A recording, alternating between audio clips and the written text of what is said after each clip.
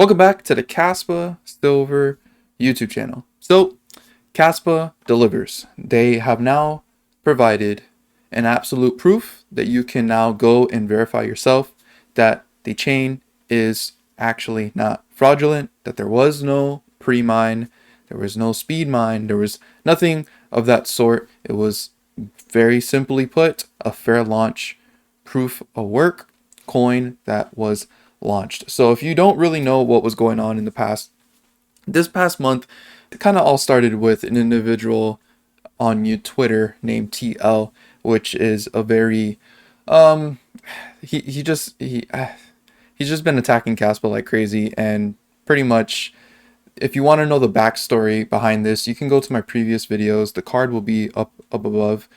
You can watch this video right here where I give details about this person and also kind of explain what was going on in the very beginning. But it all kind of started with him saying there was a speed mine, and basically since there was no transactions that you can see within CAS FYI, which is still the case today. If you go to CAS FYI and you look at some addresses, you're not able to see any of the transactions if the transactions occurred, I think around March, and anything before then. None of that appears. So since those don't appear, and in this previous video, I did explain all of that, and Shai has explained it multiple times. But since those don't appear, TL is making the accusations that there must be some kind of pre-mine, there must be some kind of thing they're trying to hide since they're not showing. It even got as far as for him saying that Caspa was helping terrorists and ISIS organization. I mean, like, this guy, I don't know what's really wrong with him, but he was going really into some just crazy things, making really bad accusations about the devs. And it's just really sad that some people actually believe this individual. And the funny thing is, yesterday he makes a tweet saying, "Make no mistake, a lot of CAS people consider me their hero," which I'm happy to be. And he really took a dude in the official Discord who said, "Then TL is our hero." He even shorted it here. He took this little chat here and made his own little world where he's a hero. And I actually reached out to him saying, like, what in the world? Because I know him in the Discord. I talk in Bryce discussion a lot. He said, "We already discussed it here. The guy's lonely and maybe have some kind of mental illness. My troll post he took serious. Feel bad for this guy, to be honest." And honestly, yeah, I do feel bad for this guy. I pray that he somehow comes around and stops acting like this on Twitter. It's pretty sad. A lot of people have blocked him and don't give him any attention, but sadly a lot of people did take him as like legitimate fact and that he knows more than the people behind Caspa, which is kind of funny. But anyways, here we go. Shai said, "Don't trust, verify." To help CAS users verify the integrity of the chain, Michael Sutton and myself put together an elaborate step-by-step guide by performing this verification locally. Anyone who wants to authenticate the Caspa chain all the way down from the current state to a genesis with an empty UTXO set is welcome to follow. And if you go to the link he provided here, it's a PDF document where you see verifying the integrity of the Caspa chain. The purpose of the notebook is to guide you through the process of verifying the authenticity of the Caspa chain. That is to show you how to cryptographically verify that the current UTXO set of Caspa has naturally evolved from an empty UTXO set, so no pre-mine, validating the assertion that there was no pre-mine. As you might know, about 2 weeks after mainnet launch, a major bug caused the network to split. And I actually talked about this in my channel a little bit ago called Caspa Black Tuesday Network Crash. I covered that on my channel because this did actually happen, and I saw no one was actually really talking about that. And so the effects of the bug started to appear during November 22nd, 2021, and by November 23rd, 2021, the network was completely fragmented.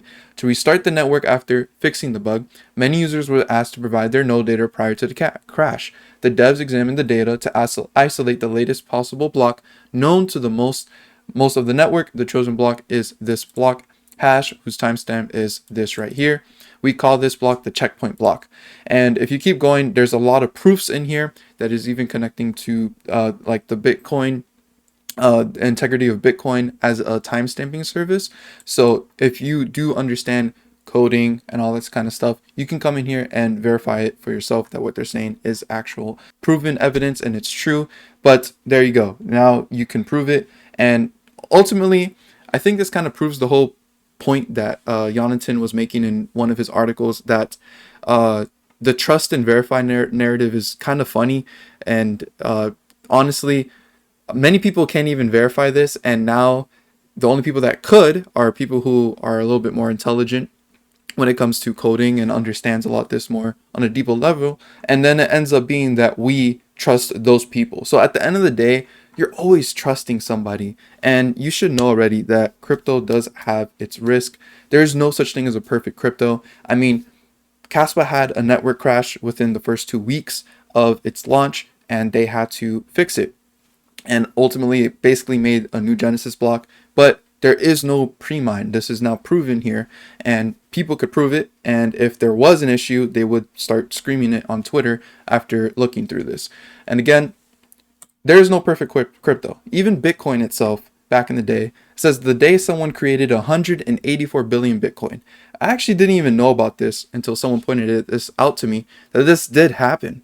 And in fact, it was a hack that happened, or an exploit that allowed someone to create 184 billion Bitcoin. And what they did was basically revert the whole entire network back to a state where that exploit didn't happen, and fixed it and patched it up. And this is basically what happened with Caspa. And this can usually only happen within the beginning stages of a network. This happened in 2010, so about like 2 years after Bitcoin started. This network crash with Caspa happened 2 weeks after Caspa started. So since there was a lot less people within the Caspa network, they were able to get the people to have consensus and stop mining so that they can try to fix the network. And then this also led to the developers having to solo mine and try to secure the network on their own. And I've even described this in my YouTube channel over here with this strange wallet address, which is addressing the burn address that Shai created, because when they had to solo mine to secure the network, he sent all of the Caspa to this address that he has, that no one has access to. And if they did have access to, we are able to verify and see that they are able to move the funds in there. None of the funds are being moved, and the only way they will be moved is if someone's able to crack the seed phrase for that address. So they're really transparent. The devs have always been transparent since day one. I've always said you can go in the Discord and read in the past and all that kind of stuff. And if you also are interested in figuring out like more details of addresses and how much they hold and who may be the people behind them, you can definitely go into Cas FYI and take a look at like these bigger addresses. And if they do have transactions in them, this is just a little tip here. You can go to the Discord and actually go to the archive chats. There used to be a chat bot that people would go in there and actually put their address so that they could see the amount they had. And you could see them checking for like 1 million, 200 million or whatever Caspa in the very early stages, because this is when Caspa was worth nothing. None of them really knew that it would get to where it is today. So you can actually go ahead and verify yourself. I've done this myself, and I've been able to figure out some users' addresses that I'm pretty sure that it belongs to them. So it's pretty transparent. This is crypto. This is how you can do your verification on yourself. And at the end of the day, there's always some kind of trust. You either trust the devs or you don't.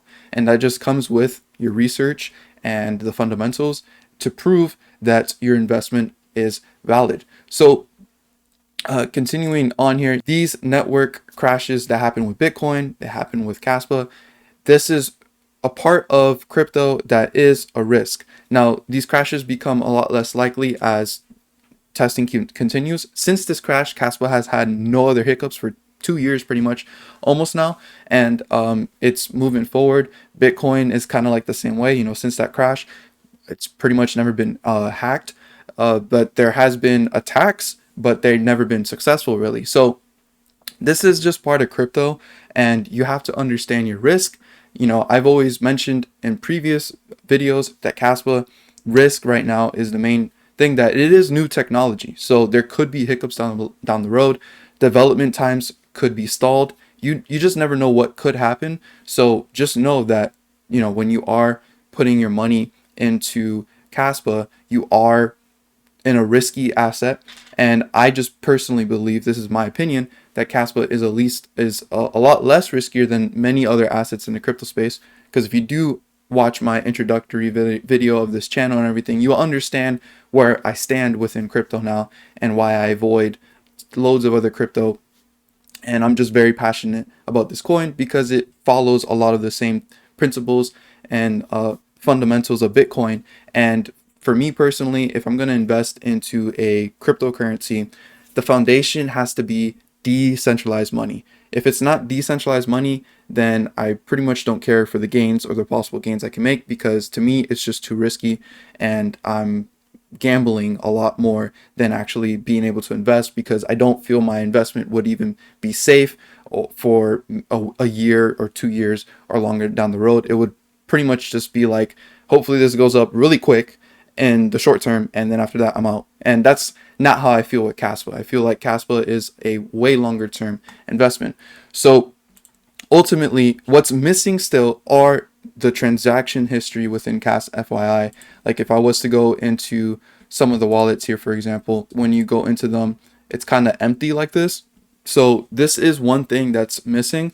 And I personally believe that this should be recovered. I think it's good that this gets recovered, and they are working on this. You could see right here that Crypto K, who is behind kind of collecting all this data, he said, yeah, I tried to parse all the data I got so far. The earliest I got is 2021 11/13. I think we launched in 11/07, so that's 6 days missing. So they've gotten a lot of the data, and it's up to only like 6 days that they're missing still. But recently someone asked over here, any update on what we have and what we don't have in data files, and CryptoK is still saying we need anything prior to March still. So if anyone does still have info or that data because they mined back in those days and they're able to upload it, go to the Discord and to the DataDeer exchange chat and be able to hopefully help retrieving all these transactions. But honestly, I'm not really too concerned about any of this, because pretty much it's proven that there is no pre-mine or anything like that, which we've known from the beginning.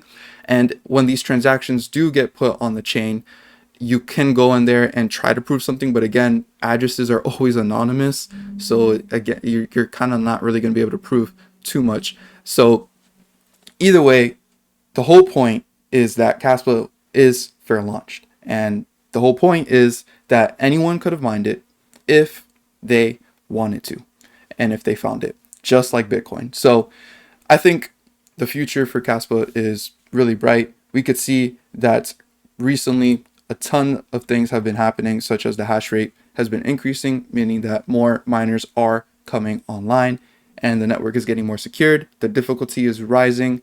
That means profitability is coming down for the lower end models and all that kind of stuff. So we'll see what happens in the future for Caspa. And I really do hope you guys got some value from this video and got updated on exactly what's going on with that missing ledger and archival node and all that kind of stuff. So if you have not gotten your OneKey wallet, please consider checking that out. This is a pretty decent alternative if you do appreciate having a seed phrase that you can actually write down and all that kind of stuff. I do highly recommend OneKey. I use it myself. I use OneKey and Tandem combined. I kind of split my funds between the two because I never like to trust my crypto being in one place. But it's very important to never trust your crypto being on an exchange, because an exchange can go down at any minute.